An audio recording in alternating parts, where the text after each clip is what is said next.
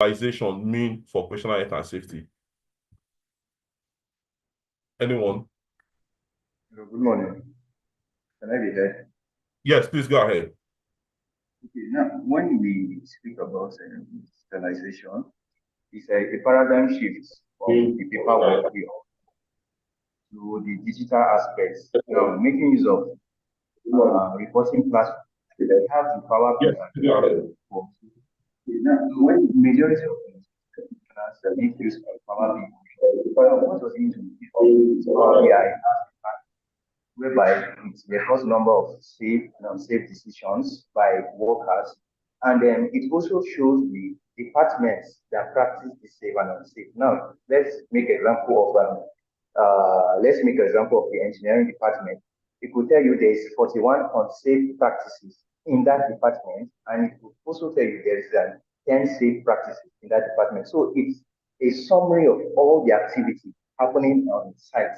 Now, by the time you make use of those activities, you will be able to close out these gaps. So the aspect of digitalization into safety is really playing a pivotal role. Yes. Thank you. Thank you. Thank you. Thank you. Good contribution. As you all know, that digitalization is no longer new. Of course, it's not new. We've been hearing this for quite a while now. At least for the past 5 years, there's always been a call for technological advancement and how this is impacting the world of work as well. So technological progress has considerably helped in improving operational health and safety across the globe. And of course, this offers opportunities for innovation, for helping us to manage risks at work. There are a lot of emerging risks. As we are advancing in technology, a lot of emerging risks are also coming up. And indirectly or directly, the technology is also helping us to also manage those emerging risks. So for us, generally, digitalization in terms of operational health and safety is not just a data gathering process, but it's also a strategic tool for helping us to improve how we manage health and safety.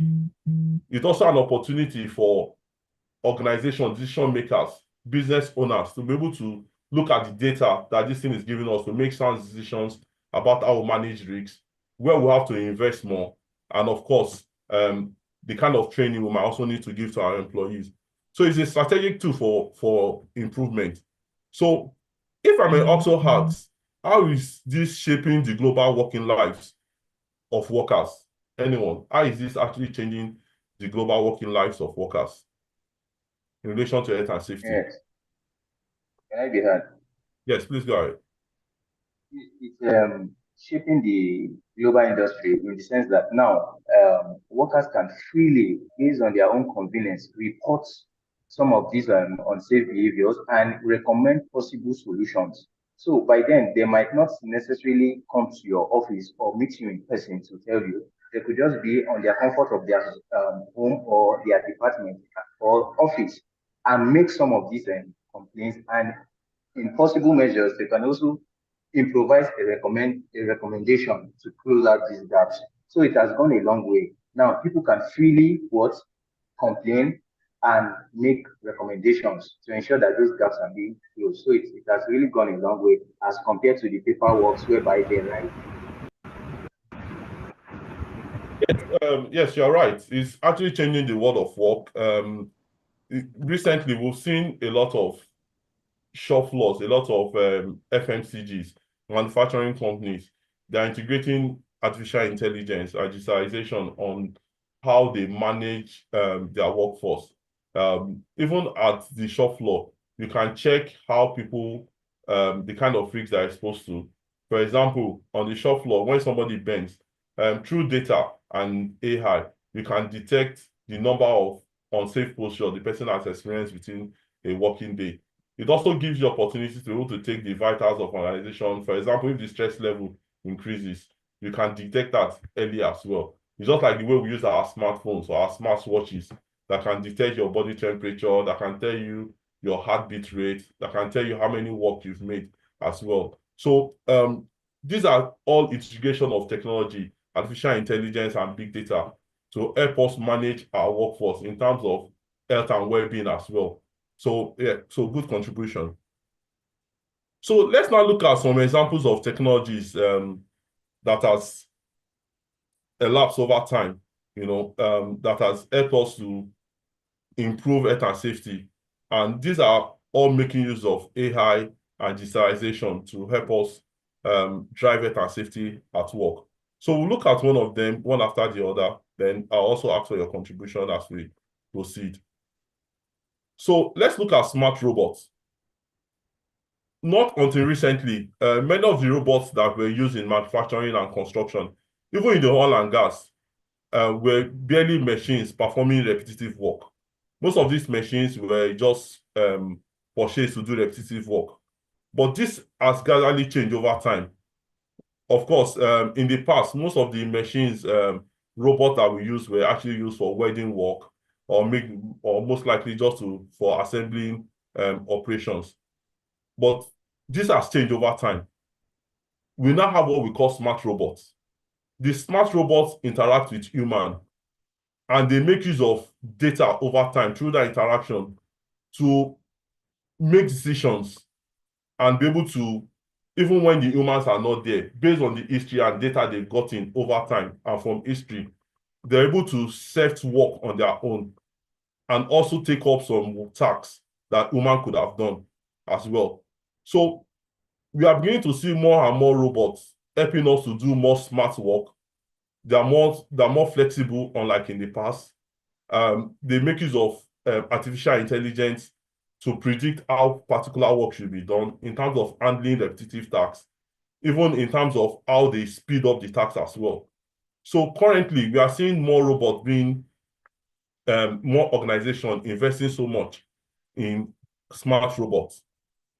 And one of the things that is unique about smart robots is that they have very highly intelligent sensors, and they make use of high-level algorithm in making decision and interaction with human.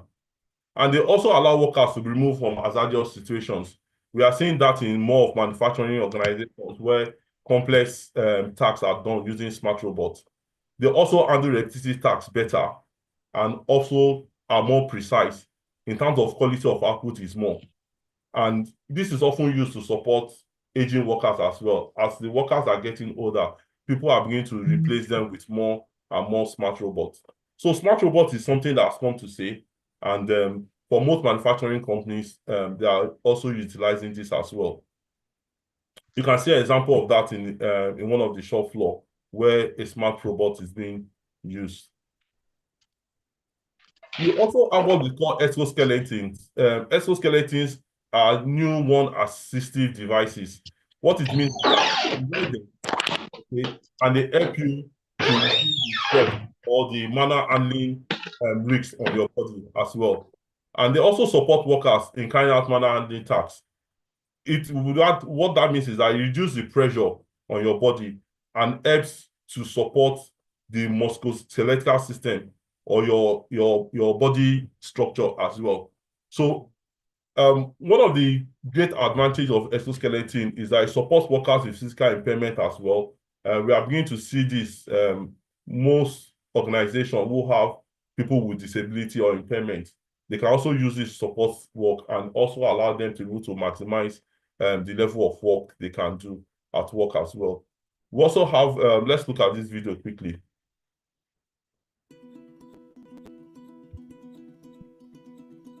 We will start by guiding you through the steps for putting on the suit. Start by putting on the vest like a backpack. Then close the buckles of the vest, the hip belt, and the thigh cuffs.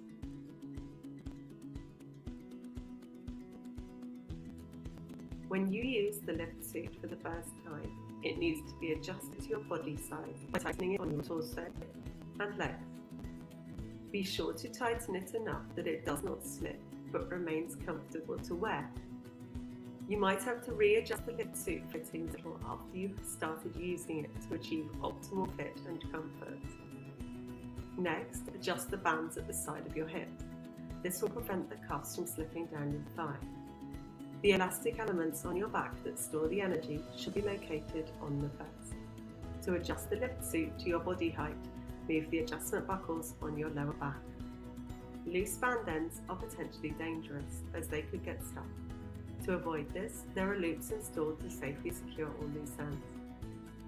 Each time before you start working, activate the lift suit by pulling the activation straps on top of your shoulders.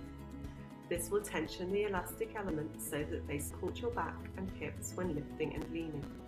When it is activated, it will support you during every lift. When you momentarily don't need support or are on a break, it is important to deactivate the lift suit to ensure that you can move freely. This can be done by releasing the activation buckle and leaning forward or moving your leg.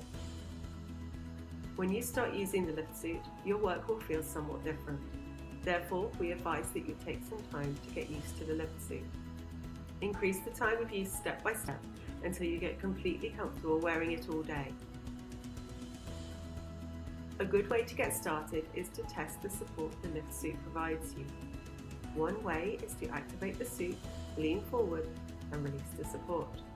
You will feel your muscles abruptly stabilizing your upper body. This is the level of support that you can expect from the lift suit. When you are finished working, the lift suit can be removed easily in seconds.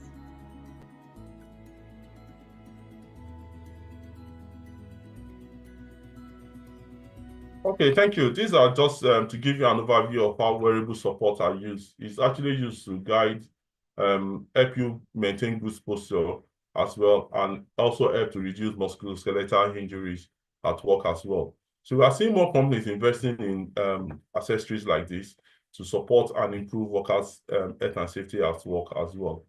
So also I will call the smart workwear. This is very popular in the oil and gas sector. Okay. We also have the new mobile wearable, which is like a cloth. It's a digital monitoring technologies and is increasingly used to monitor workers in real time. Okay, so work-related musculoskeletal disorders are prevalent, of course, in today's place of work. And the smart workwear is actually used to help you monitor the worker in real time. One of the advantages is that it is used to monitor workers in real time and also aid workers' risk assessment as well. And this device is actually linked with the communication and processing capability within a smartphone. So what we can use is that you can have this device. One is worn by the worker. It is connected to a smartphone. And when the worker is at work, you can remotely monitor the worker's vitals. You can monitor the vital temperature system, the heartbeat, and other information you might be interested in. So this is often used as well, is a good tool to help improve and also manage risks at work as well. Now, the big data, artificial intelligence algorithm, work is increasingly overseen and coordinated by algorithms and artificial intelligence, of course, which we now know as big data. And tracking data on workers' productivity, location, vital signs, stress indicator, facial expression, and even tone sentiment analysis can be used using big data. Today, everything we do is all about big data. We cannot talk about technology without relating to big data. And this is often used, like I said earlier, you can track the workers' vital. You can get as much information as you want about the worker as well. Let's look at this video will give you a better insight about how this can be used at work. So in this case, what you'll see workers in the factories. And what they've done here is to have the sensory devices attached. They have the wearables. And once they wear those wearables, as they move within the shop floor, you have your phone or a screen where you can monitor all the activities. You can monitor each worker's interactions. You can monitor any risks they're exposed to and any information that you're interested in, as long as it's integrated into most of the key data you want to get about our workers. You can remotely monitor them. Let's look at this quickly.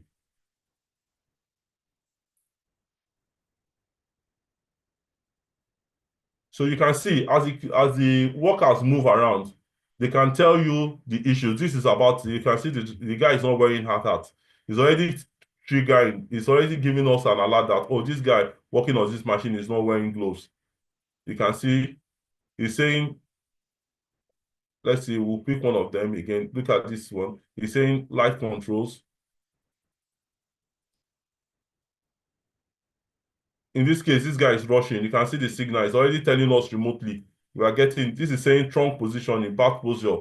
We are getting real life data, information about upper arm rigs. The guy loading this, yeah, he's saying there's an upper arm rigs, trunk side, bending. So you can get those information as real life data, climbing on shelves. He's saying this guy is climbing on shelves. Okay, walker down. The walker is down. So you can also be used as a form to increase response times in terms of emergency. So who can tell me from this short video, what are the key advantages you can see from this wearable device and how the remote data are used? Anyone?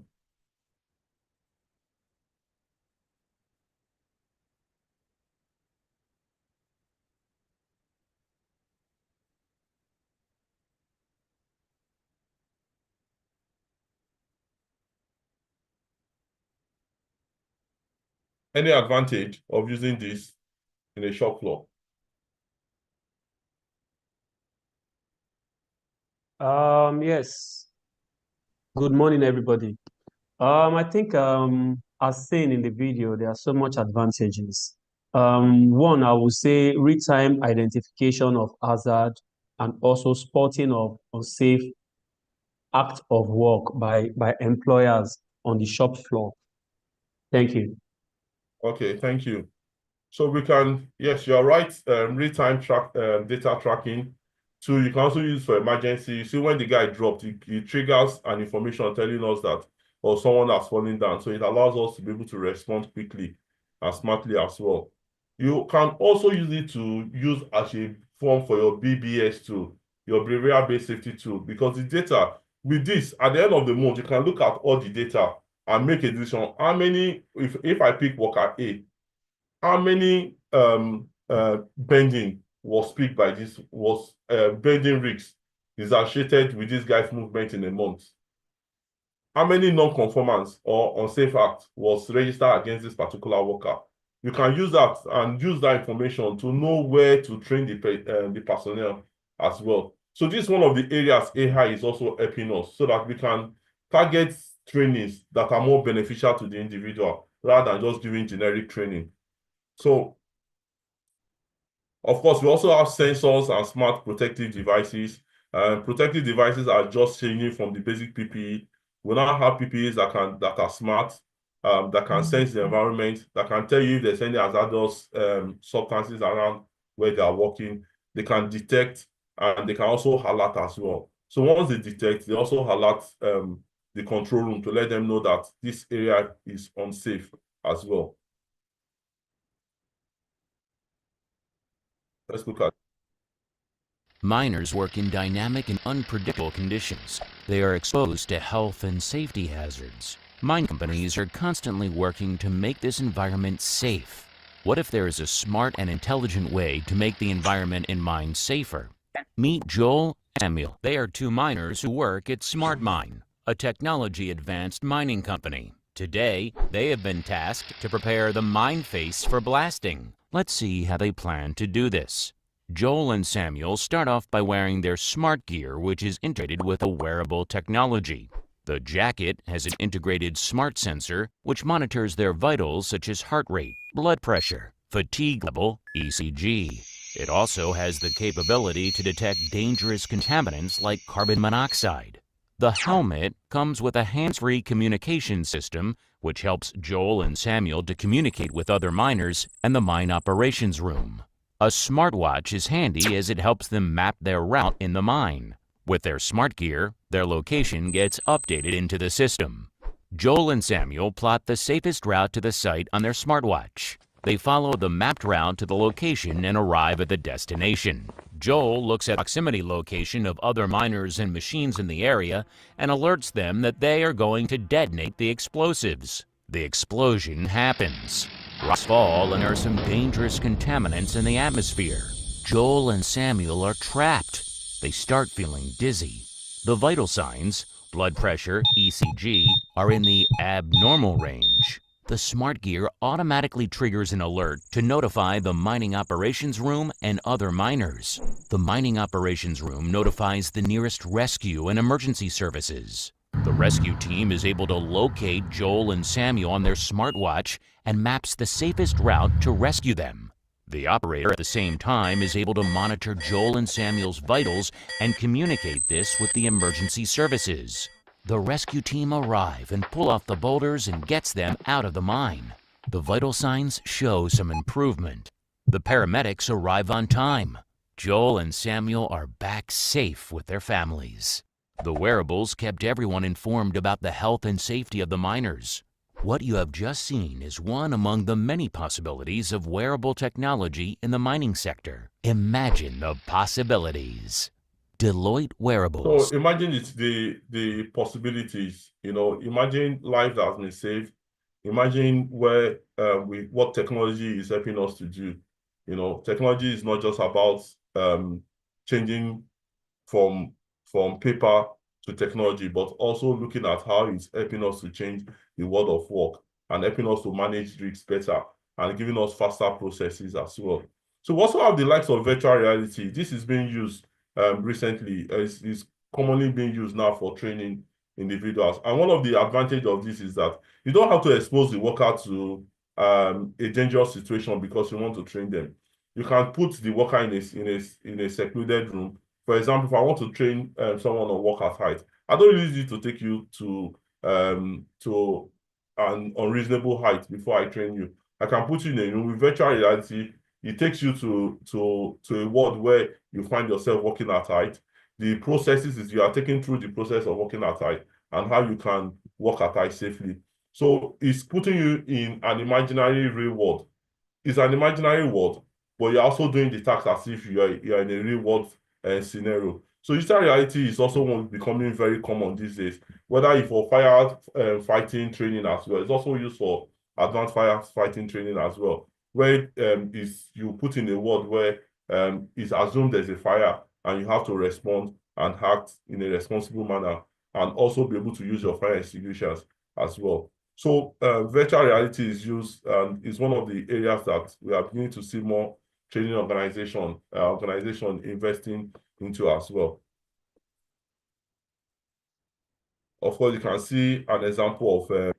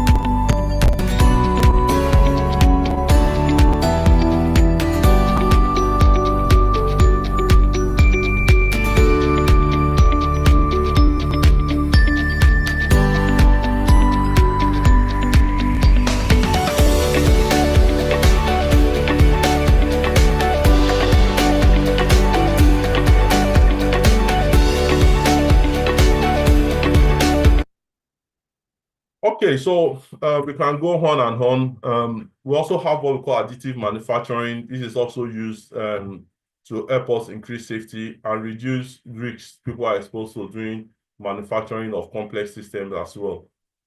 Also have, let's go on. We also have the mobile digital devices as well. The mobile digital devices are also often used at work as well. With that, you can submit you are seeing more health and safety risk assessment done without use of physical paper. You can make use of your device to take records. You can use your device to get more information about how inspection should be carried out. You can use it as a guide to also get more information about how you communicate with other members of your team as well. So the mobile digital device is also becoming a very common tool in the health and safety sector, especially for communication, for exchange of information, and also to also help you to increase how you document your information as well. These days, people hardly most organizations now have a cloud system where you can put in your data. Your inspection report are stored in one system. You also have your report, your audit report, your inspection report, your meetings, any related health and safety documentation are stored within these devices, within a cloud system where it allows you to share information easily. And it's faster, and you can also have access to information irrespective of wherever you have. So your digital device is also used often, for example, for virtual tour as well. For us, for some of our side, what we do is we always have a virtual tour, and digital devices is also used. Even your phone as well, as simple as your phone, you can have your camera on. Your team might be in South Africa, some might be in Nigeria, some might be in the UK, irrespective of where your team are. It allows us to have collective, collaborative working, where we can come together, do a joint inspection. Somebody is holding the mobile digital device, taking you around the site, and we can all see the site in real time, the way the site is. So it's good for collaborative working. It also helps you to be able to allow your team to add value to any project you are presently managing as well. Of course, the drone is also being used in the oil and gas, in construction, especially when there are highly hazardous operations taking place. You can use your drone to monitor those operations. Whether it's work at height, you can use that to monitor work at height operations. You can be at your base stations, and while you are looking at somebody working very high up there, that helps you to reduce the risks. We help you to eliminate the risk of exposing your workers to dangerous situations as well. You can also use it to monitor in real time what work is going on as well, and also store. Apart from monitoring, you can also use it as a form for incident investigation as well. Doing incident investigation, if the place is complex, it's not an area you can easily access, you can send your drone up to actually take an area view of the place, whether it's video or photo shoot. You can do that, get those information, then interpret as well. So remember, drones can take pictures, they can record videos, and can also be fitted with sensors as well. I'll make them very perfect for data gathering as well. Like I said before, we can also use this for incident investigation as well. So let's see an example. What we try to do with the UAVs is be able to capture that perspective that you can only get with a UAV that the client really needs for their job needs. Multivista is a unique company where we're full documentation specialists. So we have everything from cameras to laser scanners to web cameras and now UAVs. We looked around through the market and ultimately decided that we wanted to partner with Drone Deploy to do all of our map engine processing. We go and capture all of the information, and then we have Drone Deploy process all of that. It continually impresses me and impresses our clients how accurate and how good looking the imagery is, as well as models. All these standard features that Drone Deploy has are able to be focused into our specific clients' needs and workflows. So by speeding this up and sharing the information from the job site trailer to the office, we're able to actually join those guys together and bridge that gap of communication. The advancements in the processing, the speed, the quality of the mapping has never stopped. It continually impresses me and impresses our clients. Without Drone Deploy, there probably would not be a Multivista mapping software. This partnership helps solve problems that our customers really are asking for. Okay, so you can see what the drones can be used for, and it's becoming very common, especially in construction and oil and gas sector, and where you have to work in dangerous height as well. So we also have the digital surveillance camera. We won't waste time on this. We already know that digital surveillance cameras are actually used to increase security in the workplace as well. It can also help you doing incident investigation. You can go back, replay what an incident has happened. You can interpret the videos as well. It's also good to help you, give you a better understanding of an hazard at a particular time. Even when the incident has happened, you can go back to look at the hazard and also use it for your hazard analysis as well. So the cameras are becoming very useful as a digital tool to help support operational health and safety at work as well. So, like I said, digital surveillance cameras are becoming more and more useful at work. And beyond just security, health and safety practitioners are beginning to see it as a very strategic tool for shaping human behavior as well, and also help to, you can go back, look at an incident, see the number of unsafe tasks and unsafe conditions, and use that to set up behavioral-based developmental program for your staff as well. So the question is, how can we maximize digitalization opportunities for safety at work? Anyone? How can we maximize digitalization opportunities for safety at work?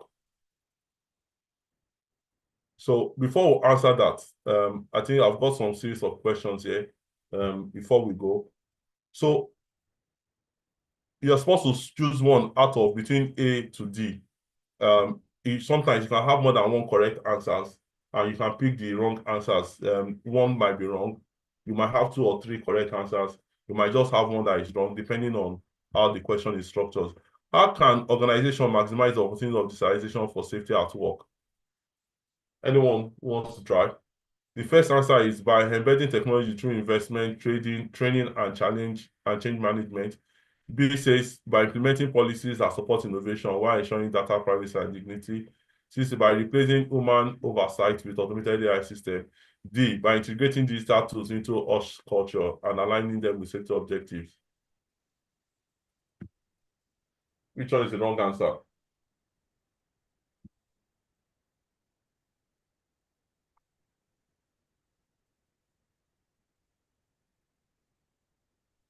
I'd want to go. C, by replacing all human oversight with automated AI systems. You can't replace all. Thank you. That's correct. So we've said, how can organization maximize the opportunities of digitalization for safety? Of course, by embedding technology through investment, training, and change management, we can maximize the opportunities of digitalization with that. By implementing policies that support innovation while ensuring data privacy and dignity. Of course, that's correct. And by integrating digital tools into OSH culture and aligning them with safety, that's correct. The wrong answer is C. Correct. So question 2. Which of these following best demonstrates how AI enhances workplace health and safety? A, using predictive analysis to foresee and prevent incidents. B, monitoring workers' behavior to detect stress or fatigue in real time. C, replacing all workers with robots to eliminate human error. D, employing AI chatbots for on-demand safety training.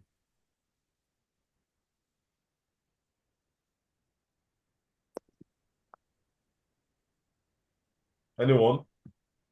Hello, good morning, good sir. morning, everybody. The Good morning, answer everyone. is C. Yes, please go ahead.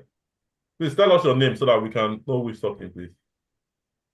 My name is Ezak Kenneth, listening from Asaba. The answer to your question is C. C, are you saying AI support workers, it doesn't replace them entirely? Yes. Are you sure? Yes. That's your last answer. Yes, sir. You want to call a friend? Hello. Good morning. Hello. Good morning. Good morning, sir. Objection. Is that your last answer? Yes, sir. Okay. Good morning, Good Mr. morning. Good Dr. K. morning. Please Good morning. introduce yourself and go on. Yes. Good morning. Good morning. My name is and first and prevent incident. You are breaking off. I didn't hear that. Hello, good morning, sir. My name is James Salemayo, sir. Okay. My answer is A. Yeah, Using I think predictive my answer is analytics A. to foresee and prevent incidents. That's AI can assist in that. Is that your So my last answer is A. Okay. Any other? I'll just take one more. Good morning, Dr. K. Good morning. My answer is A. My name is Victor. My answer is A, B, and D. A, B, and D. Please, let's give a round of applause for Victor. Victor got it right. So, Victor, the answer is A. The correct answer is A, B, C, but the wrong answer is C. So, we said, which of the following best demonstrate how AI enhances workplace health and safety? Of course, it enhances workplace health and safety by using predictive analysis to foresee and prevent incidents. Remember, when we were talking about robots, we were talking about smart robots.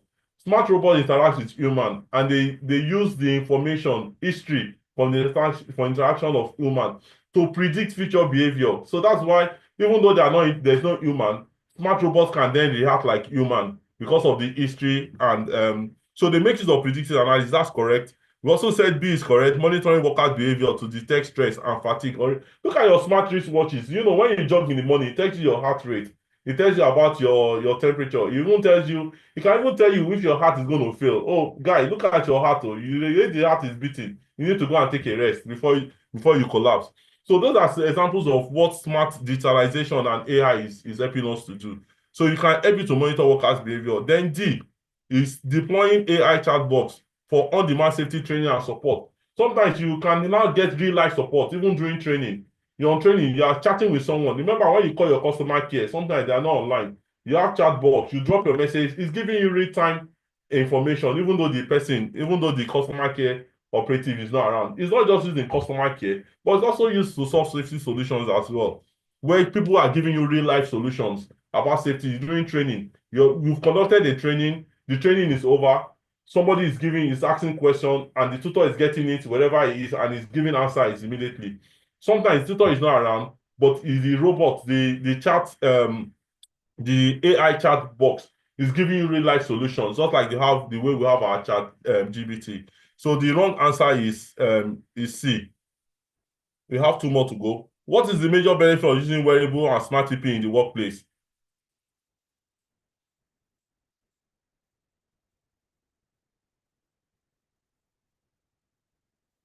Hello, can I be heard? Please go ahead, please. Who is calling? Yes, I'm Emmanuel.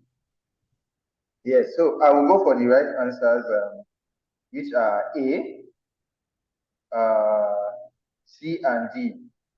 A, C, and D. Thank you. That's correct. B is wrong. It's unrelated to HSE outcome. If you look at C, B is saying predicting equipment purchase trend. Is it related to health and safety? No. So the procurement guys can deal with this. Thank you. So let's look at this so that we can allow our panelists to continue. So which digital innovation is best suited for immersive safety training and hazard simulation? Can I be heard? B.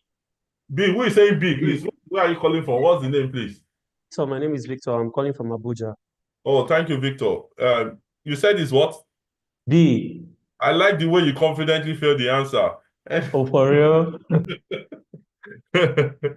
Oh, Victor, that's not correct. Any other try? Who wants to try?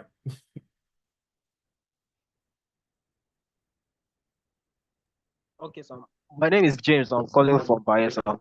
I'm answering from Bayelsa. So, the answer is A, B, and C.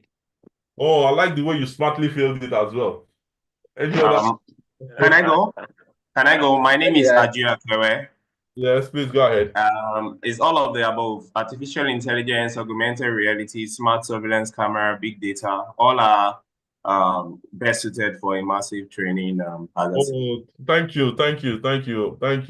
I like the way you comprehensively failed the answer as well. Hello, So my name is.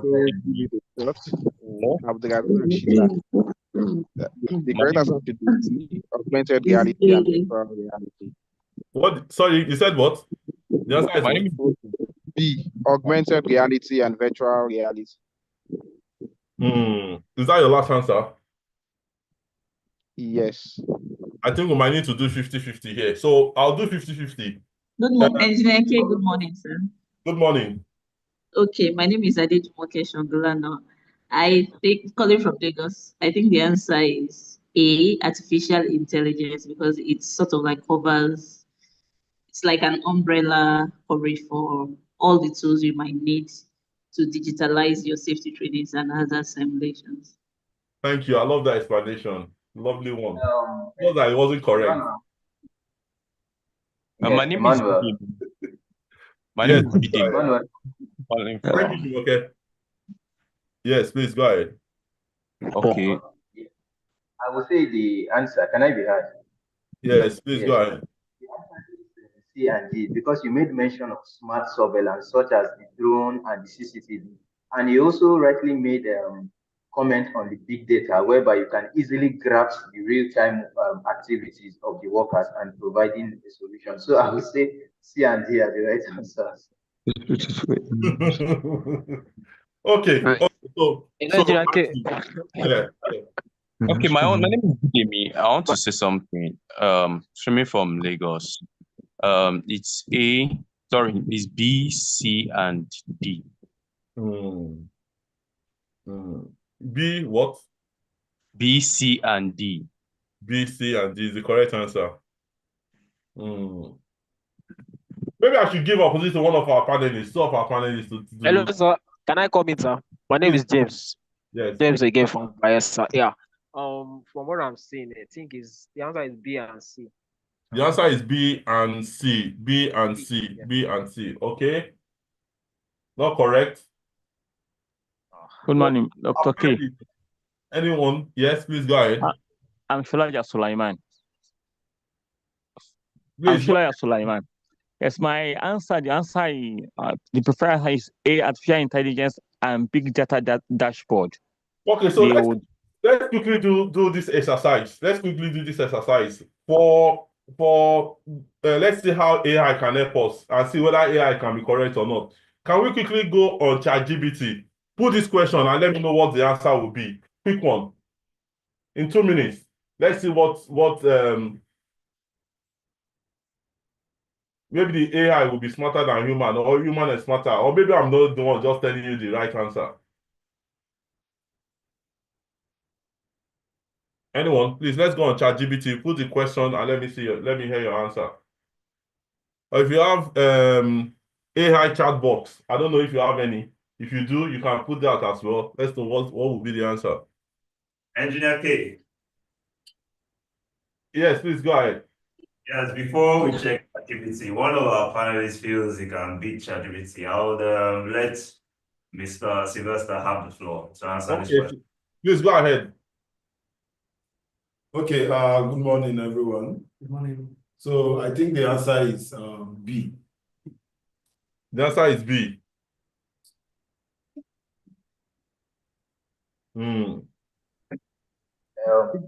Let's wait for the ChatGPT.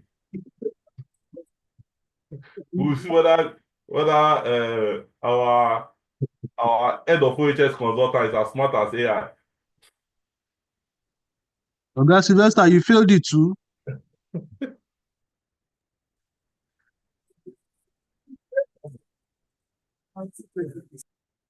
So, has anyone checked ChatGPT? What's the answer?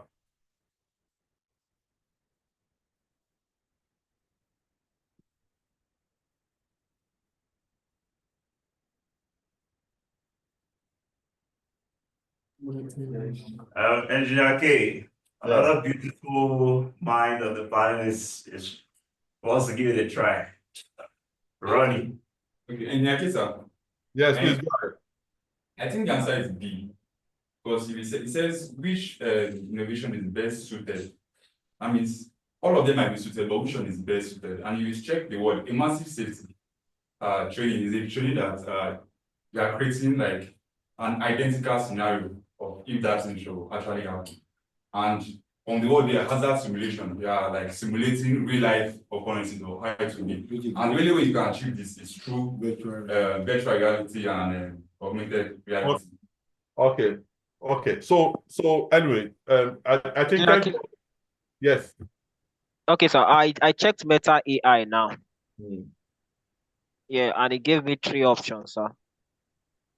We said we want to choose the best. Which is the best. Okay. Dr. K. Yes, please. Hello, sir. This one. Yes, please go Hello, ahead. sir. Please go ahead.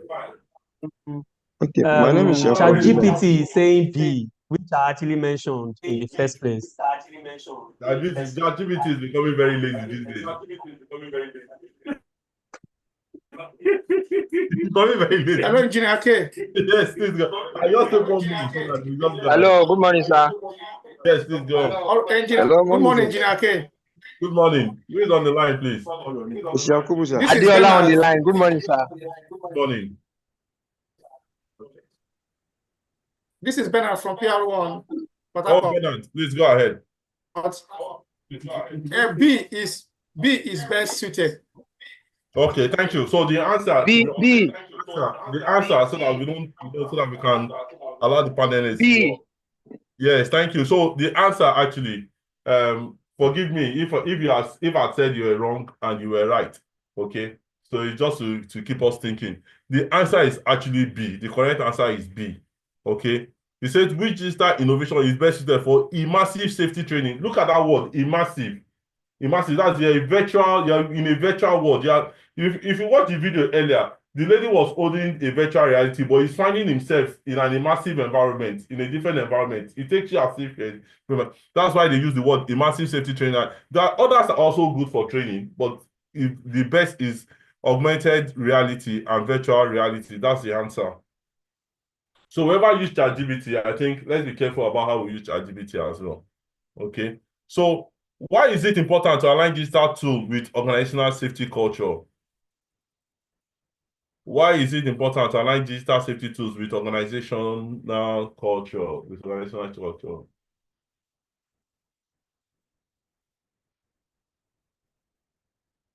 won't waste time on this. My panelists, do you want to try? Go first. Let me put this up, panelists.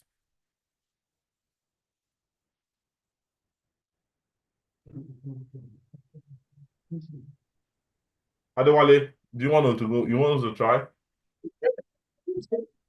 I think the answer is I would say B, C, and D, because three of them align. B, C, and D. Yes. No, that's not correct. Okay, the reason Good morning. Good Hello, morning. sir. Good morning, sir. Good morning. My name is Yakub Abdullahi. Okay, Yakub, can you please go ahead? I think the answer are A, B, C.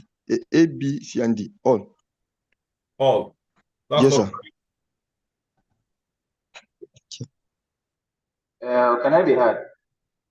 Please go ahead. I'll go for the answer C and D. Okay, so the answer is actually A, B, and D. Okay, why is it important to align digital safety tools with A? Says to align compliance without needing employee involvement. That's correct.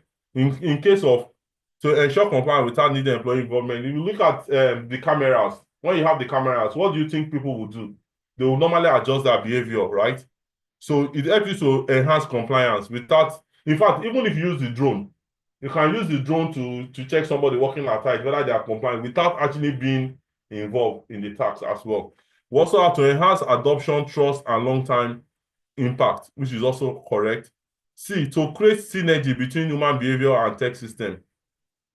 So I think this is being exaggerated and misrepresent the role of AI by suggesting full replacement of human oversight. It's not, you can't suggest full replacement of humans. Okay, so C is most lessly like it, but D, to embed innovation into everyday safety practices is correct. Okay. So let's now conclude by looking at what are the benefits of digitalization. Okay, it helps us to make our work more efficient. It helps to improve work processes as well.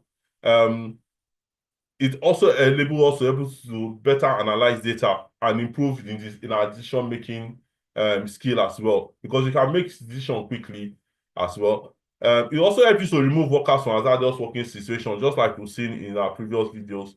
Help to reduce risks through innovative ways of monitoring exposure. It helps to improve quality of work, okay, by relieving workers of repetitive or routine tasks. If a worker begins to do repetitive tasks over a period of time, their productivity and quality of work reduces.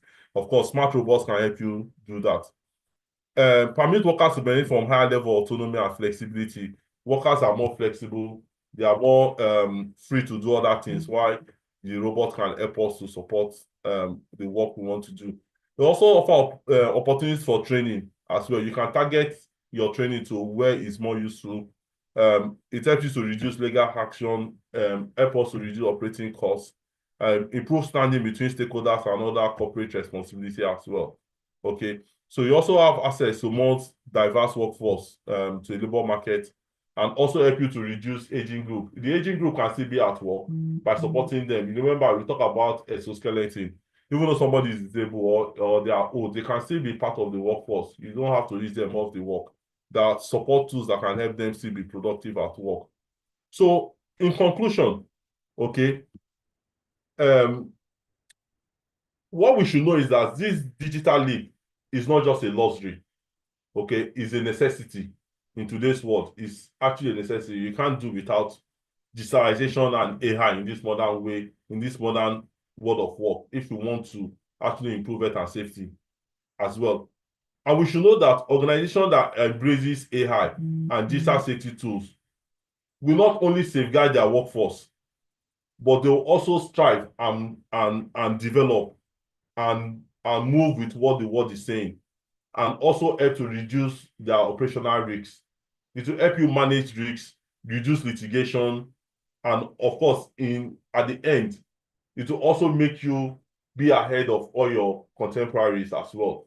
Okay, so AI is not just changing from paper to digital tools, but it's helping you to comply with the law. It's helping you to reduce your operational risks. It's helping you to create a happy workforce, create efficiency. It's becoming a strategic tool for organizations to improve their brand as well, and also help them to manage the risks as low as reasonable practicable. So I'll leave you with the word within my on the screen. We'll say that the adoption of innovative technologies and solutions is not only transforming how organizations tackle their HSE challenges, but it's also driving greater efficiency. Like I said, it's driving, look at that word, driving greater efficiency and intelligence. As HSE operations take a leap into digital future, organizations that are not leveraging new technologies and opportunities risk being left behind.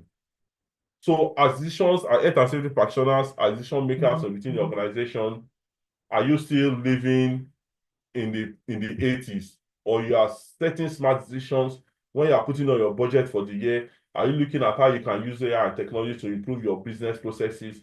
Are you looking at how you can use digitalization and AI to create a more efficient and smart working environment that will help reduce risks within your organization, and most importantly, that will also help your organization to manage their most important asset, which is the people, and also reduce unnecessary wastages in terms of cost.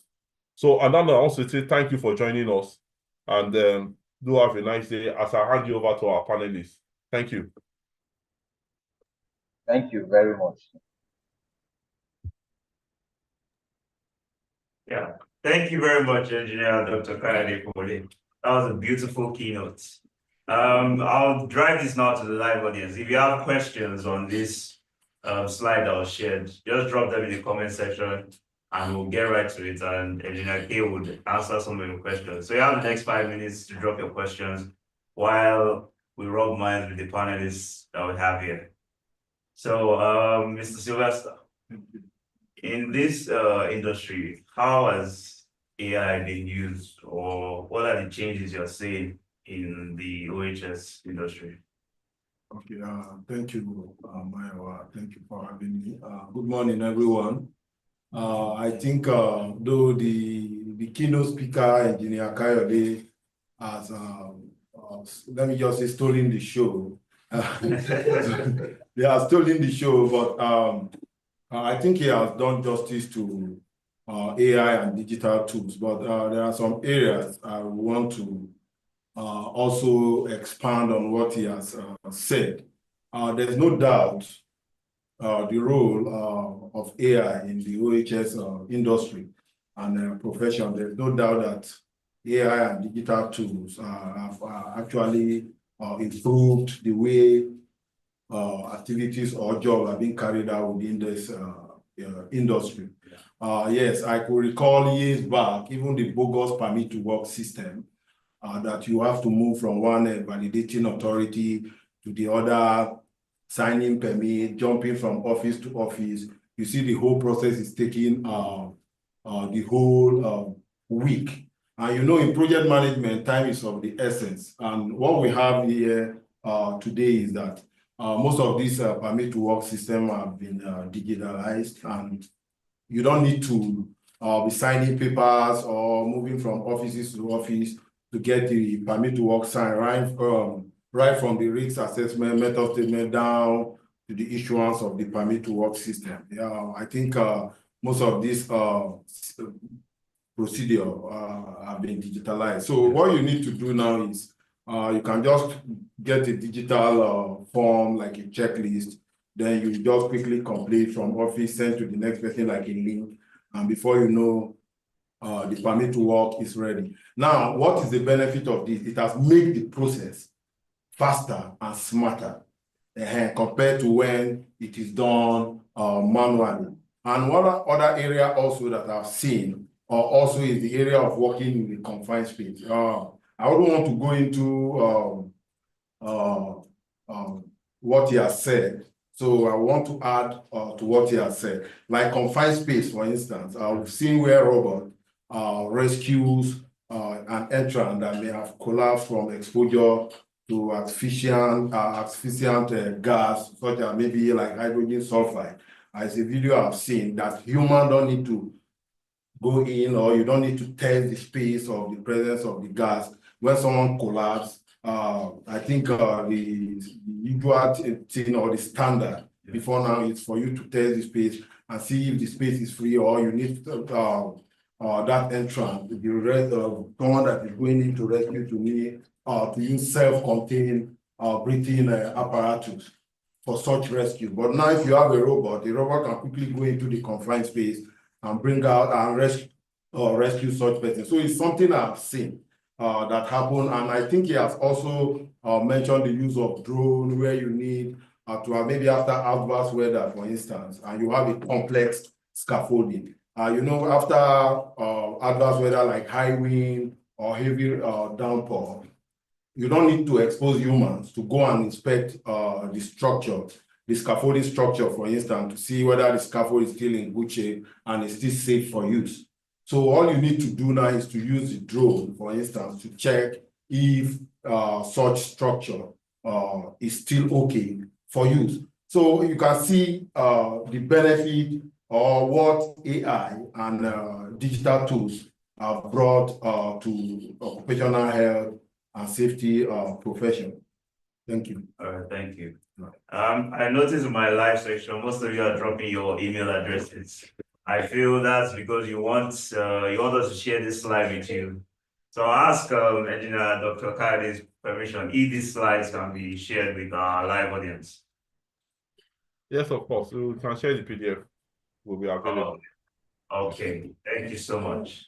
All right, Kayode, from the IT standpoint, when it comes to gathering data of these safety workers, what measures should be taken to protect the data of these people? There are some measures to be taken, for example, access control. Okay. Whereby only access controls can be implemented. One of the stronger cybersecurity measures to use, whereby only people are allowed, some certain people are allowed to access the data, because data is really key, and data breaches are a situation whereby when someone unauthorized person have access to data, they can do anything to it or even erase it. So access control is a strong measure. Okay, so when it comes to protecting data, you would advise for measures like the two-factor authentication, all these new tools that you guys use in the IT world. Yeah, multi-factor. Okay, thank you so much. All right, to my right, I have Mr. Adewale Odufue.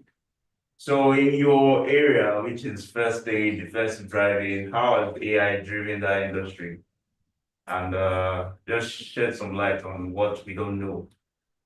Okay, Mario, thank you very much. We cannot deny the fact that AI has actually brought out a broad spectrum to how we can actually use it. More recently, with the innovations and technologies that we're having, that is being introduced into our modern vehicles, just like the DMS, also known as the driving monitoring system, where cameras are situated inside the vehicle to monitor every vital of the driver. The driver is down in to gather that data. the driver is tired to gather data. If there's anything abnormal happening inside the vehicle, it's going to gather such data. Then the data inside will help it make autonomous decisions. Yeah. Maybe to switch over to the autopilot of that particular vehicle. In such situation, you can leverage on the fact that we can reduce accidents to a very big minimal level. Then we also have the collision avoidance system. That's the CAS. That collision avoidance system, what it does is that it monitors vehicles within the environment of the road. Any form of collision is going to be able to detect on time and take critical decisions before they eventually happen. So some of these innovations is actually helping us drive in a safer environment. These data are very important for auto decision almost immediately. Then in terms of training too, we also have simulators.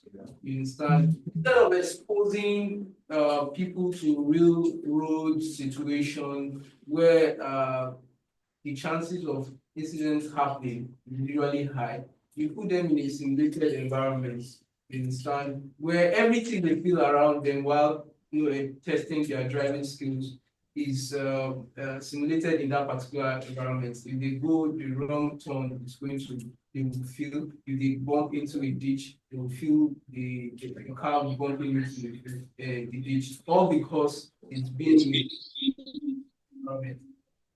Then let me come, I've spoken from the perspective of defensive driving. Let me come into the perspective of first aid. These days, we build homes based on smart technologies. Yeah. Most of the technologies being introduced into our homes now are usually very smart. In fact, we have smart houses, smart homes.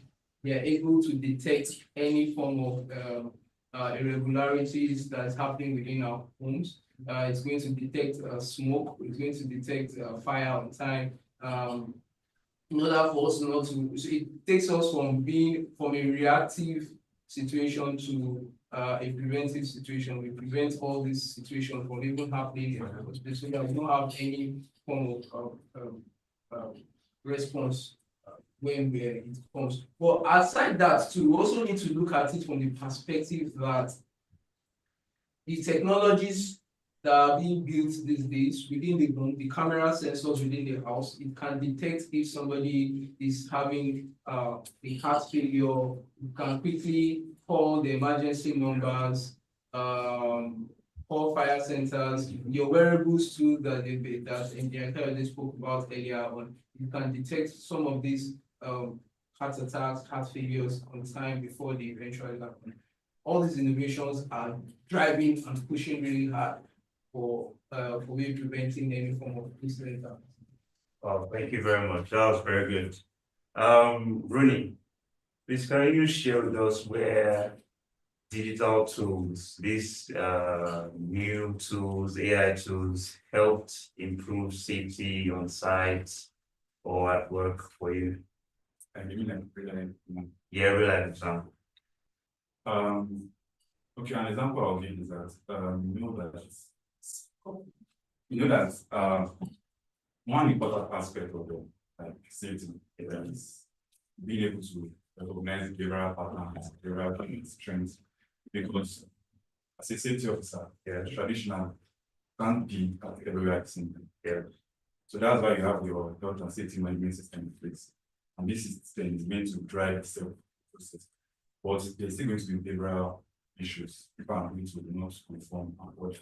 So that's where AI comes.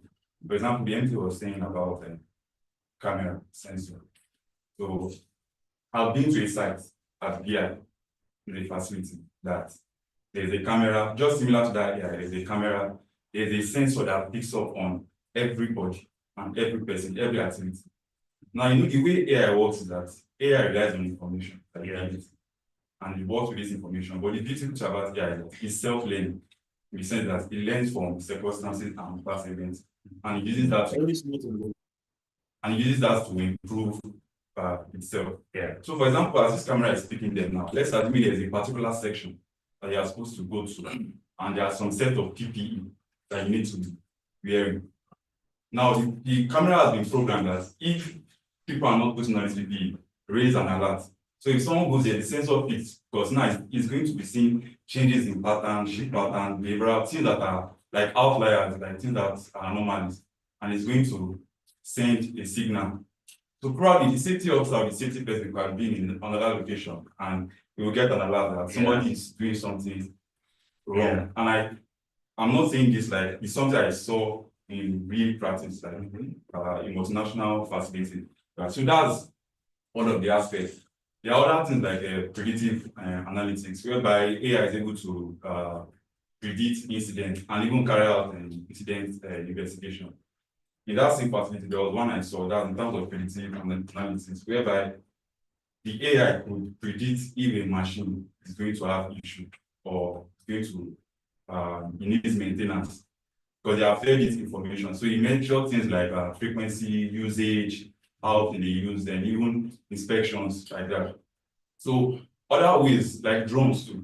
Drones, I've seen where they use drones for firefighting, but not in Nigeria, but in like China, they use drones for firefighting. They connect the pipe, the hose, drones, and it's much faster and much easier. You can also use, they also use drones for inspection, audits, because they are already fed the AI information and it knows things that it's looking for. So when the AI drone goes to the site and is hovering at the site, it's picking non-conformities or deviation, and it's sending real-time information to a backend. And you are now able to work with that information. And going back to the behavioral recognition, and Yaki mentioned something about that, because if you want to do a training, for instance, it has to be smart, that's very specialized. And one thing is that if maybe at the end of the month or a quarter or a particular period, that AI is able to pick up the right issues. And so I see a trend that this is the particular types of behavior that is happening. So it means you need to focus your resources and training towards those issues. And even training itself now, AI too has improved training, just like the concept of virtual reality. I've seen videos of confined space rescue that is being simulated. I've seen videos of oil spill containment that is being simulated, firefighting, evacuation, and so many of. And the thing is that it's rather than the conventional way of training classroom and this one it's more efficient, and it has it brings the person closer to the situation if it's a real life situation. So these are things that I've seen, but sadly, it's not still really common in this part of the world. You see it more in the developed countries. So I think it's something that a lot of us here can also key to, because I remember around 2020, during the advent of this year, we became very prevalent because of the work from home. So there was a general consensus that is AI going to take people's job? It's going to take people's job, and people escape, which is natural, that's human nature. But over time, we have found that AI does not take anybody's job, but instead, it increases one's capabilities. We can take Kevin as a testament, ChatGPT, and there are reports that took us 1 week, 2 weeks. Now we are doing it within 1 day, and it's even better than the reports we're researching. So it increases capabilities, efficiency. I'll sort of say that it gives us superpowers. Let me use that. So AI has not come to take anyone's job. So I think it's a useful tool, and it has improved a lot of things. It makes your operation self-sustaining and makes more difficult. So on too many sites, we have not seen it. Just like I said, our job that on a multinational site, where it's things that you can use on so many places. You can wear smart wearables, just like Andy was saying, smart wearables that measure your vitals, measure your. So if somebody is having palpitations now or a declining heart rate, you as a safety officer can get the alert that this is wrong with this person. Someone is working on site and there is extreme sun, and the person wants to have heat exhaustion. Can alert the safety officer. So these are ways that you see that AI in conjunction with human can make the process more faster and operational and make safety more convenient. All right, thank you very much. Please, our live audience, make sure you drop your questions. And if you want to share something with us, just raise your hand on Zoom and we'll have your voice heard. Well, AI. I'm just hearing good stuff about AI. Is there nothing to be scared of? Mr. Sylvester, what are the risks that comes with having AI in the safety industry? Okay, thank you, Mr. Mayowa. I think before I answer that, I want to also talk about Internet of Things. I think from there I will technically answer your question. Internet of Things has to do with, before now, I think the engineer K has mentioned smarter PPEs like the smarter safety hazard and reflective vest. What I really want to talk about is the smoke detectors. Before now, what we usually have is more like a reactive detector. But what we have now is more like it's proactive that detect heat even before the fire that produces the smoke. So you understand. So, but even at that, there's a risk identified with AI and these digital tools. It boils down to over-reliance on these tools. You can see when Engineer K asked us to check online to get that answer, and we're still getting wrong answers, even from the AI. So over-reliance on AI can actually lead to wrong judgment, because the idea is AI is not the decision maker. It should just support decision making. You understand? AI should be like a co-pilot and not the captain. So human judgment still prevails, but AI is just there to support. But when man or when humans over-rely on AI, it becomes a problem, because when the AI fails, then human fails. So human judgment should also be used. AI should be used in conjunction with human judgment. Thank you. All right, thank you very much. To add to what you say, I think another concern, I think the most concern that people have against AI is the data protection. Because AI is driven by data, so data protection, how do you now manage people's data? I am not including privacy. So I think it's the problem that many countries are looking at. And we have so many laws. We have the GDPR, other laws that UK, European laws. But in as much as they are trying to AI to help professional activities, people's information has to be protected and has to be used only when it's necessary to use. I'm not sure it's third party, not interest, whatever information is. So like you said, AI generates lots of data, and then data the AI generates, and there are threats to it, like data breaches, like phishing attacks or malware attacks, or even ransomware, whereby an attacker can gain access to the data and then encrypt it, and then requesting for money for him to release the key to decrypt the data. So there are lots of threats attached to AI also when it comes to cybersecurity. All right, thanks very much. Yes, we have a question on our comment box from engineer Yakubu Abdullahi. He says, please, how can someone draw the attention of his organization, the importance of safety culture in working environments, and improve from the analog way of doing things? Shall I read the question again? Said, please, how can someone draw the attention of his organization, the importance of safety culture in working environments, and improve from the analog way of doing things? Okay. I think this person is talking about switching from analog to digital. So how can he drive this to his organizational heads to switch? Because some might still be in the old system and not be scared. They'll be scared to change. Yes, one of the problems in today's work spaces is adaptation to change.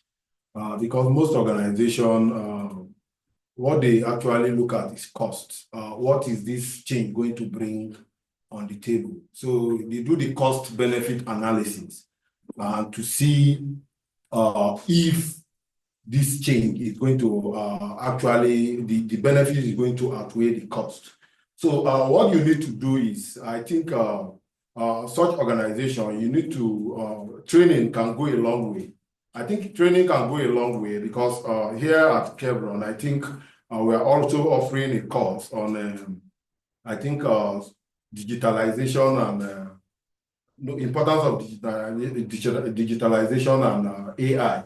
So you can organize such training for your organization, and they will see a reason because nobody wants to go and sink his or her money into a project that does not actually pay. Yeah. So what you need to do is you need to sell.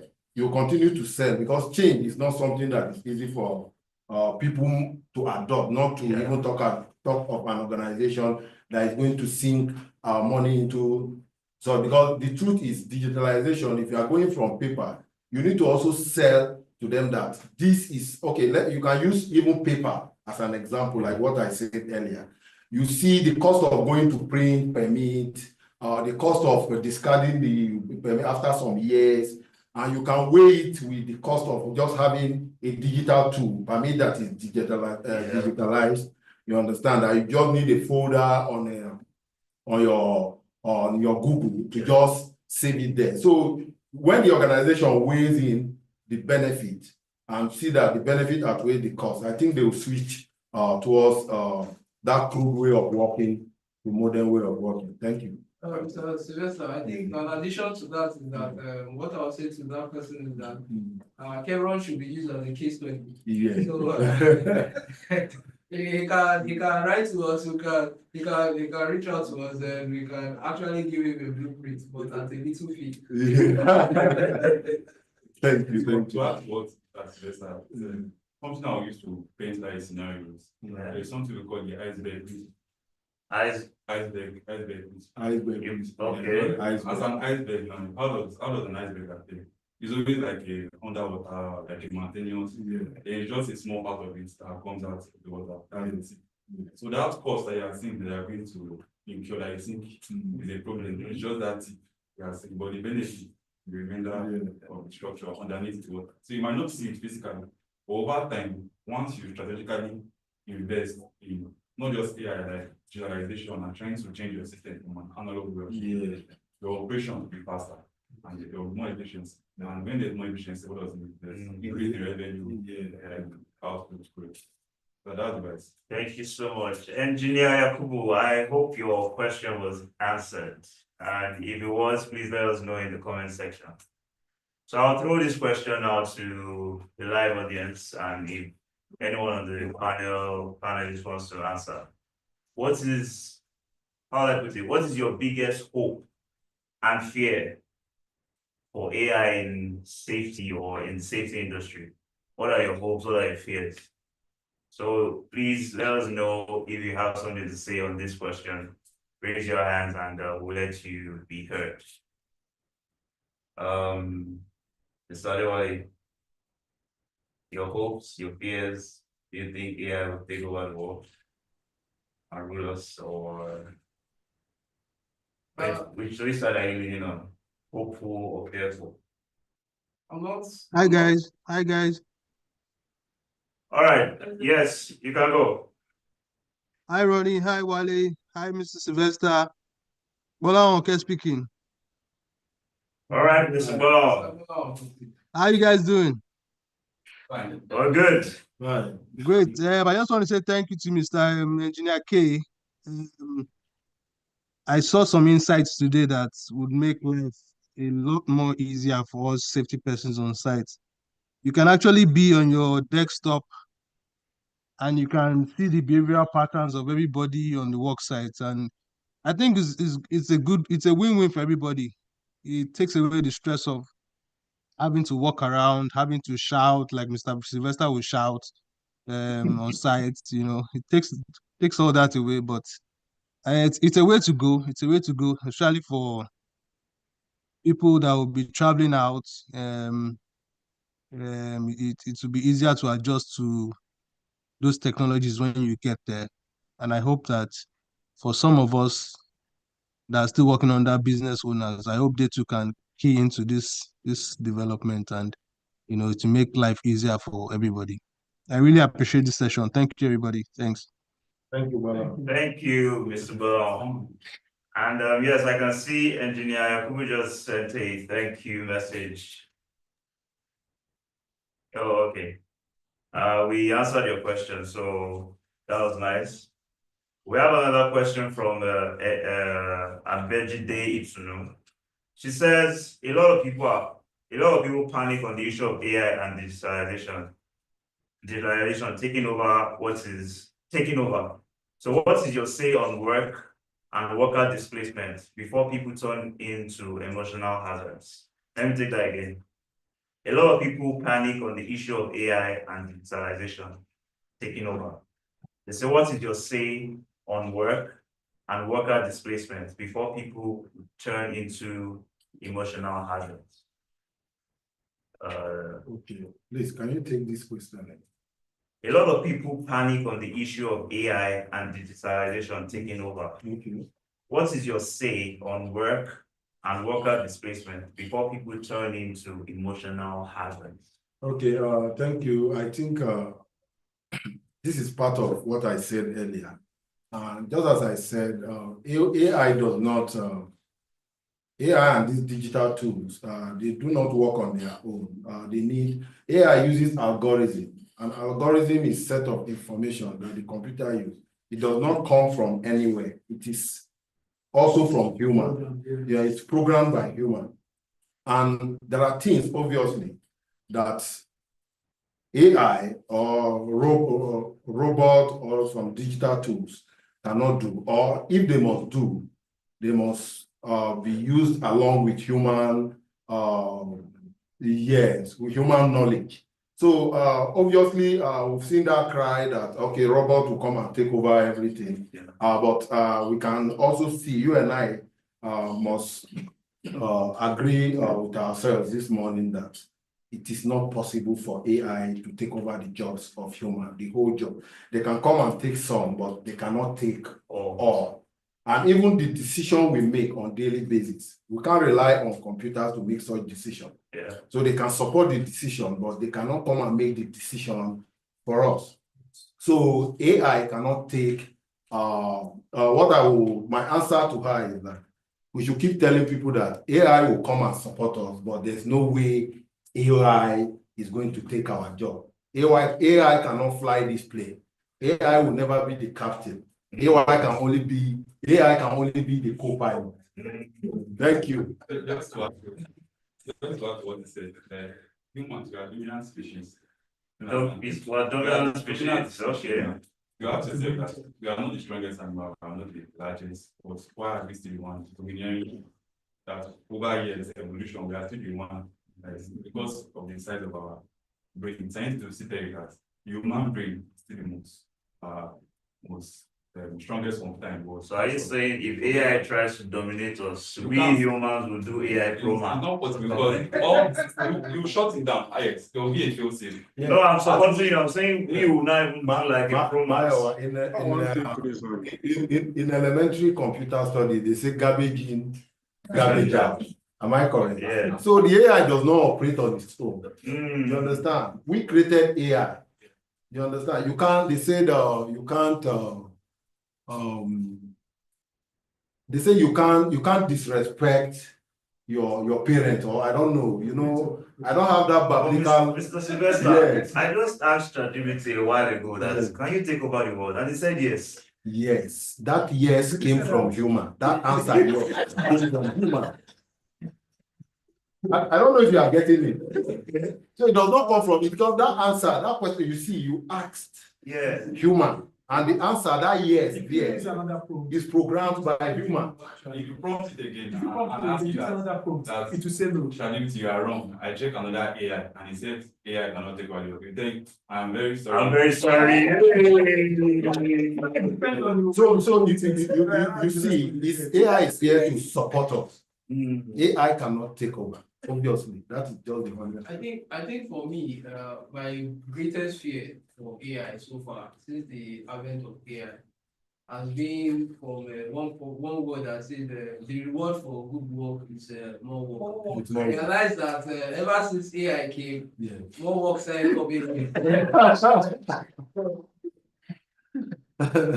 So in as much as making the work easier, faster, it means that we're having more inflow.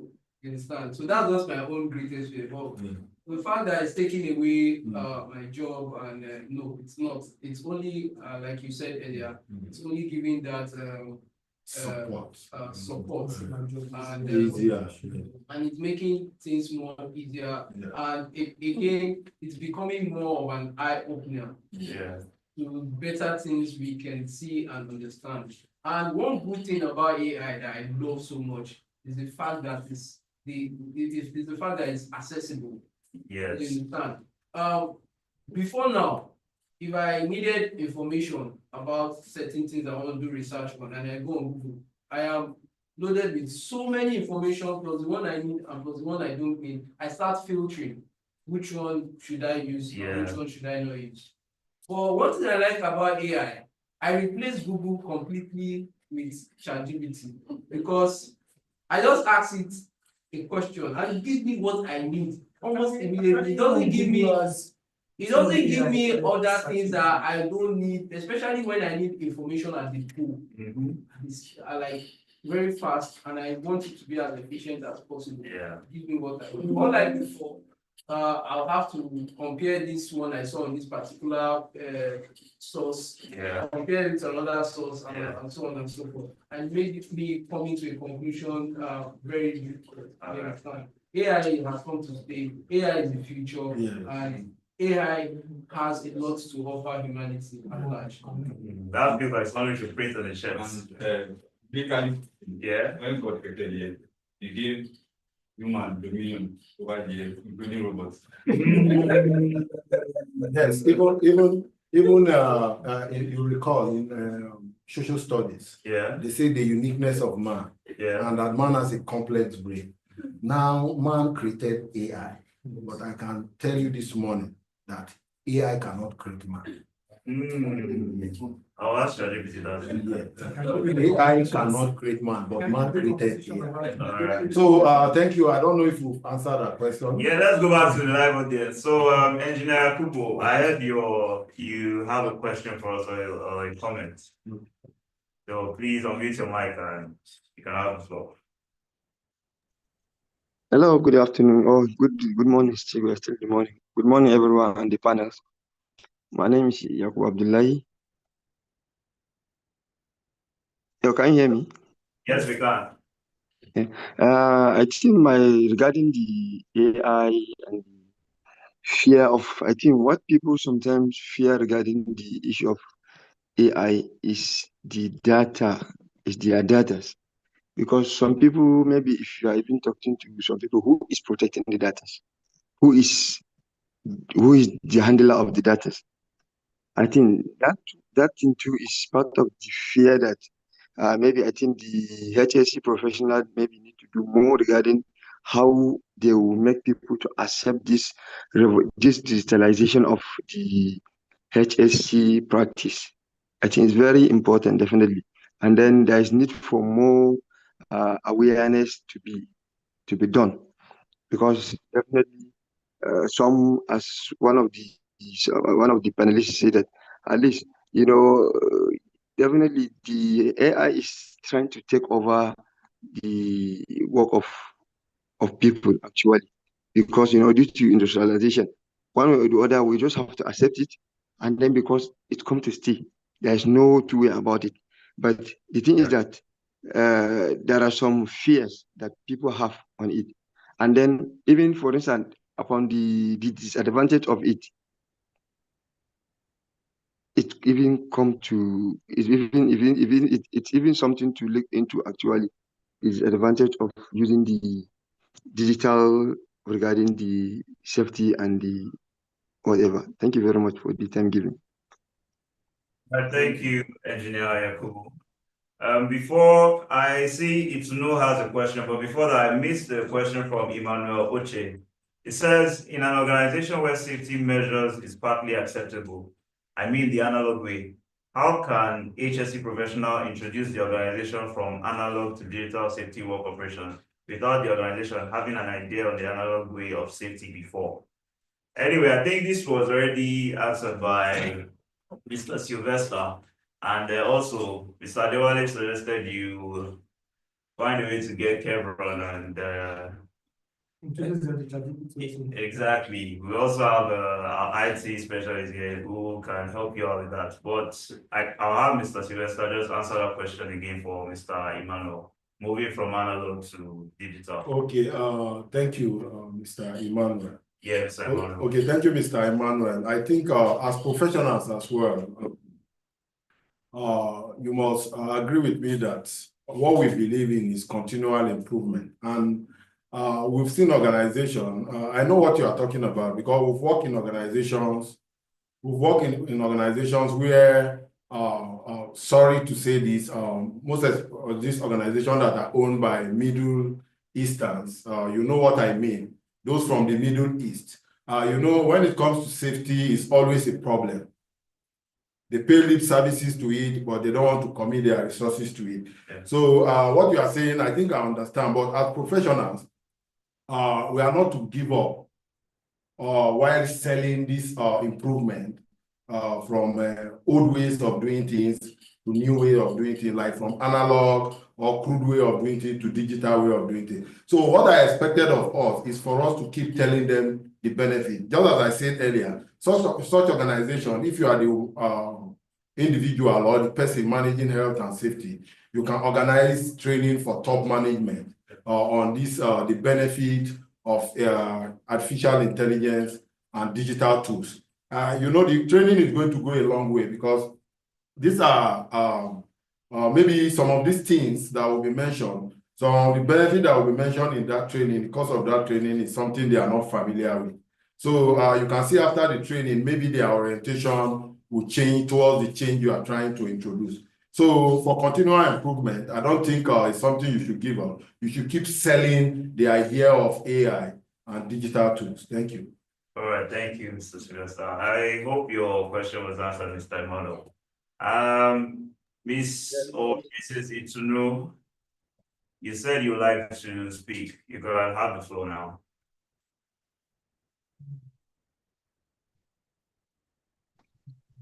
Okay, sir. Thank you very much. I hope you can hear me. Yes, is this Itunu? Yes, this is Itunu. Yes. Oh, sorry. Are you a Mr. or Mrs.? Mr. Oh, I'm very sorry. Yes, you can speak. All right. Good morning, everyone.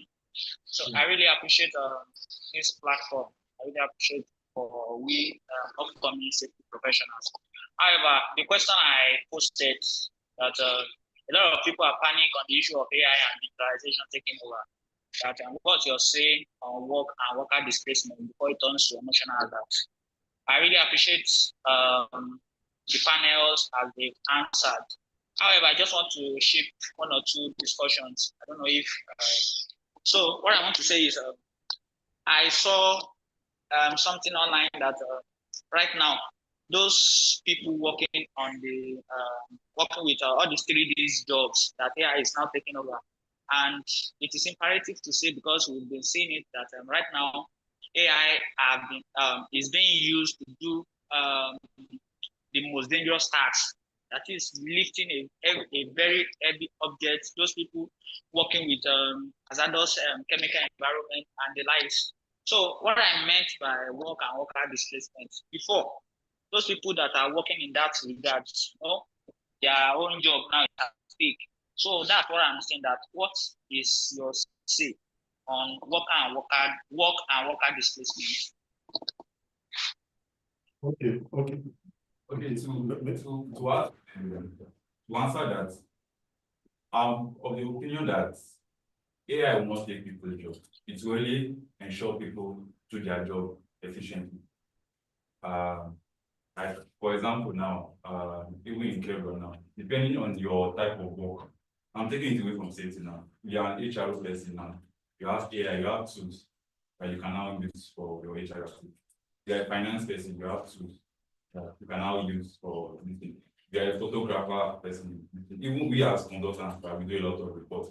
Even in pictures, there are AIs that you need a particular picture. You just type what you want and it gives you picture. So you have the original work, but it's aiding you to carry out that work efficiently. So I don't believe in the aspect of it taking your job. To just it's like there's going to be a synergy. So I think the fear should not be whether AI is taking. The fear should be whether do you have awareness about AI, because you are going to be left behind to get to a time that employers will be strategically be employing people that are versed with AI. Since these are the tools that will make it to become like a very prominent soft skills. Something you can put on your CV that you know how to use AI, you know how to use it to now. So the fear or the concern shouldn't be about whether it's going to is because you need, like, organizations need AI now to drive. And if I'm an employer and we're already utilizing AI in my organization, I will preferably want to employ people that already have idea of different tools and different AI. So I think the fear should be whether you should be taking a training with AI, with Gabriel, so that you can. Yes, and Ronnie, also to add to what you've said, you see, we are not being fair to AI as well. Do you understand? Because before AI or before even drones, we don't have drone operators. What about the job that AI is creating? Yes, it's creating. Nobody is thinking along that line. You know, we have robots. Robot does not operate itself. People operate robots. You know, before now, we don't even, okay, let me use Nigeria as a case study. Before the introduction of technology and everything, like today, if you go to most organizations, they say IT officer, they say IT supervisor, IT manager. We don't have all these things in the past. Yeah. So AI is taking job. AI is taking job. Nobody cares about the job that AI is.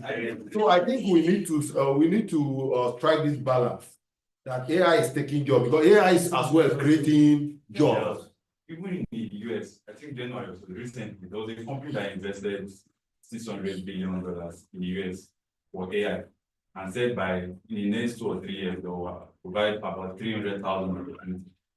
You go to some companies, you see people that chief AI strategists, chief AI executive, companies are employing people to drive AI. So if I think the opposite, AI is not taking people jobs, they have even created additional jobs for people. Okay, Mr. Itunu, to add to what the panelists have just said, well, I said you should refer back to Kevron as a blueprint.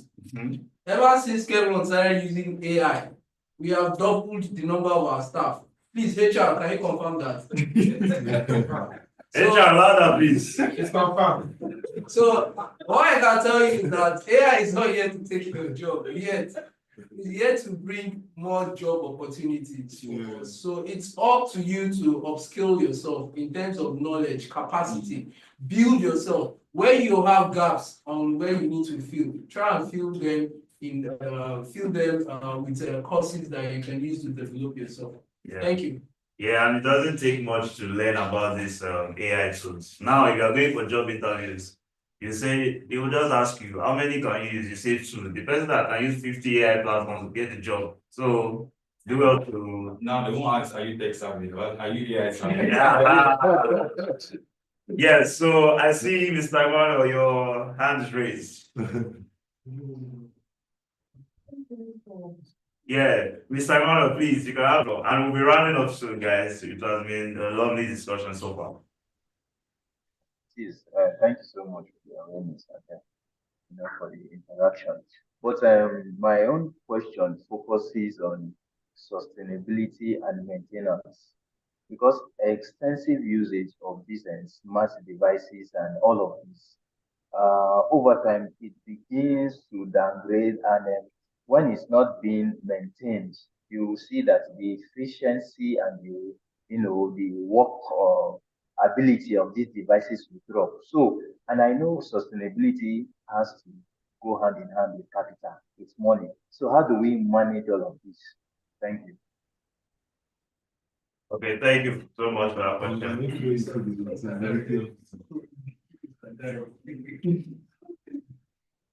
Mr. Dari, did you hear the question? No, I think when it says sustainability, right, in No, its context, it's it's talking sustaining how it. do you sustain How do you it like sustain it? over time, the devices, the Okay. everything. So I think everything just comes down to maintenance and how, like, on your long run, how you plan it out. If you have a car, you must maintain the car. Yeah. So the AI, and just like I said at the beginning, that one beautiful thing about it is that it is regenerative, it's self-learning. Do you understand? It's so, yes, you are giving it information, but on its own, it's learning and teaching itself. So that's why it is still the best form of technology, because it advances itself without even relying on human, with other information, source for information. So it's never going to get exhausted. All right. So we'll just answer two more questions because our time is far spent. I have one from Jacob Nunu. It says reacting to AI taking human jobs. Yes, I think up to 70% of human jobs will be done using AI. And oh, okay, well, you're just making a comment. Okay.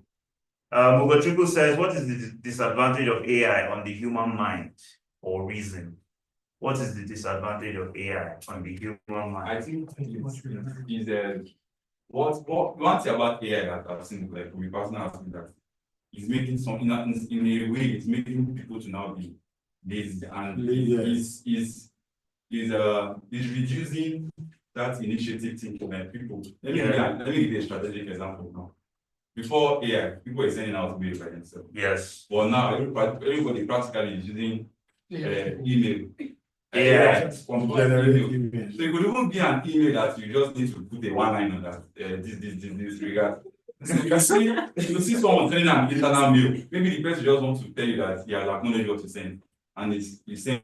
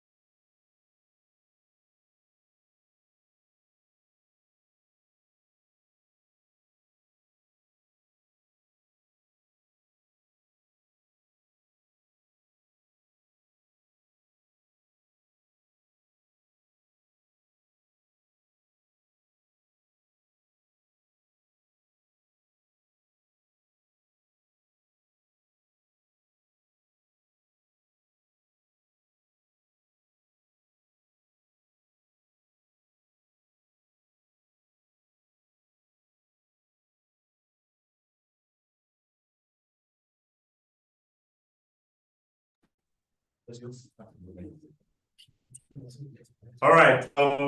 We're back now. Sorry for the break in transmission. Yeah.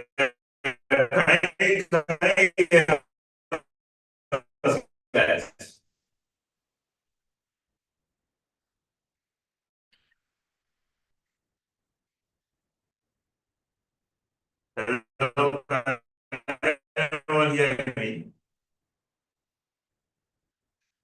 Oh, okay.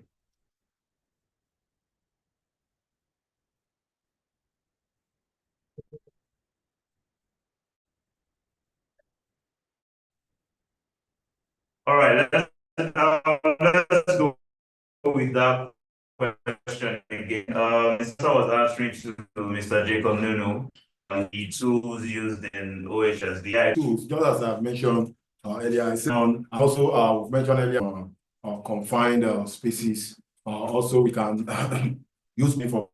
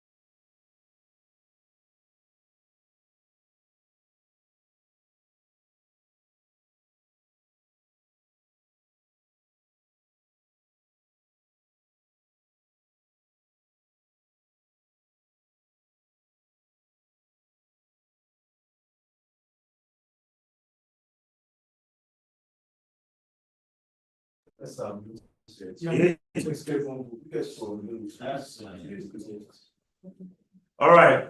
Yes, we're back. Can you guys hear me? Yes. So I'd like to see emojis in the group chat if you enjoyed this session and if you'd like us to do more of this often.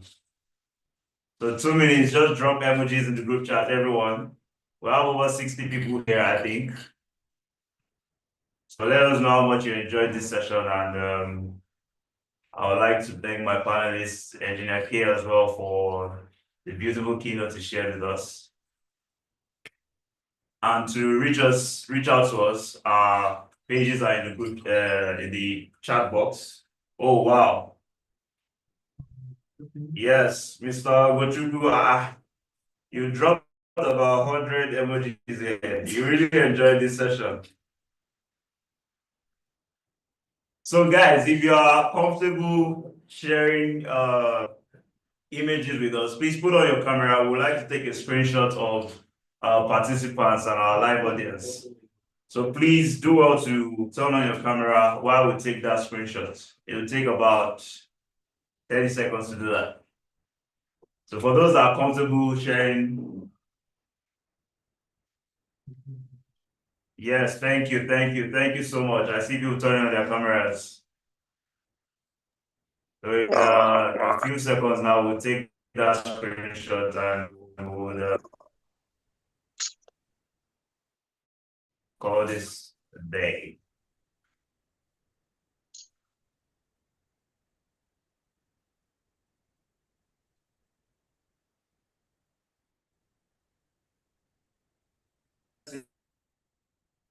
Media team, do we have are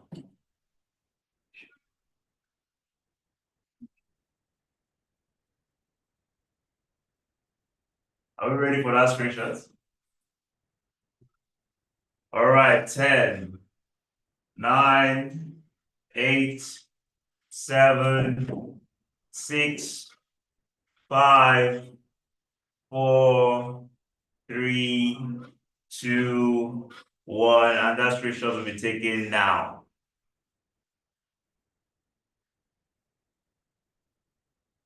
All right, before we go, does anyone say something to Kevron or share? 1 or 2 people? Yes, in fact, thank you so much. Thank you so much, and we really do appreciate this. And sorry, please. This initiative continues over time. And secondly, I would like us to have the admin's number, so that in case we have any information to convey, we could actually reach out to them easily. Yes, so thank you so much. I really do appreciate it. Thank you.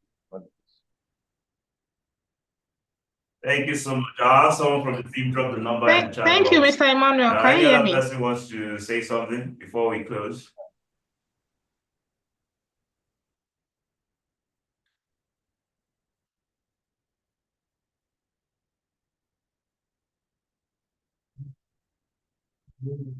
Yes, Inke, we can hear you. Go ahead.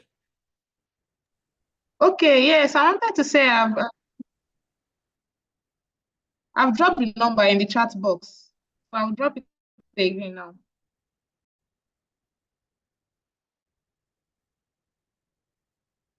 Inke, we didn't hear that. Can you go again? Yes, I said I've dropped the number in the chat box earlier. I've dropped it again now. Oh, all right. Thank you so much. Yes, so this brings us to the end of this discussion. See you some other time. Thank you for joining us, and bye-bye. Thank you. Thank you. Thank you. Bye. Thank you. All right, thank you so much, guys. Thank you. Thank you, everyone, for this wonderful opportunity and very insightful lecture. We really appreciate it. Thank you very much.